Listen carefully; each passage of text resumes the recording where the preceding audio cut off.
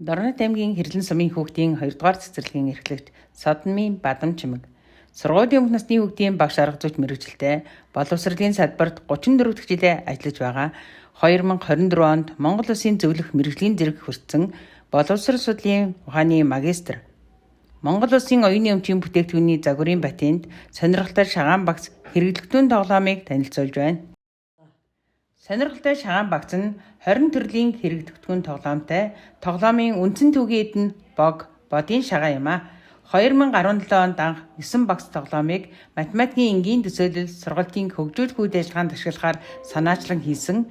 Багш нарын багтай хамтран 2018-аас 2020 онуудад 11 хэрэглэгдэхүүн тоглоом нэмж 20 багц болгож хөтөч номын хамт туршин хэрэгжүүлсэн. 2022 онд оюуны өмчийн газар загварын битэн давхар бэлтгэл ажлаа ханган илгээсэн боловч дэвсгэр ашигласан зураг зэрэг нь давхарсан тул буцаагдсан.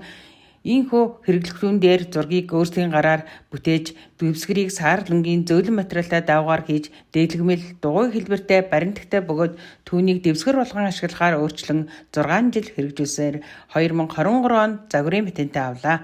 Сонирхолтой шагаан багц хэрэглэгдэхүүн тоглоомоор дамжуулан хүүхдийн математик, хэл яриа, дүрслэх, зохион бүтээх чадваруудыг тоглоомын аргаар хөгжүүлнэ. Мөн зайнаас хичээлж байгаа хүүхдүүдэд хэрэглэгдэхүүн тоглоомыг өгч явуулж хэвшлээ. Сонирхолтой шагаан багц тоглоомыг ашигласан амжилт үр дүн. Аймгийн ерөнхий боловсролын сургуулийн өмнөх боловсролын удирдлага багш нарт анх Дорнотын боловсрол 2017 онд үзэсгэлэнт танилцуулсан. Улаанбаатар хотод зохион байгуулагдсан Дорнотын бахархал 2017 онд шагаан дасгал тоглоомоо сурталчилсан. Улаанбаатар хотын ЕТВ телевизэд ярилцлага өгсөн байна. Аймгийн эрдэм чиглэгээний хурал 2022 уралдаанд 3 дугаар байр эзэлсэн. Мөн Монгол Улсын оюуны өмчийн батэнд 2023 оны 6 сарын 8-ны өдөр авч 15 жилийн хугацаатаагаар эзэмшгээр авсан байна.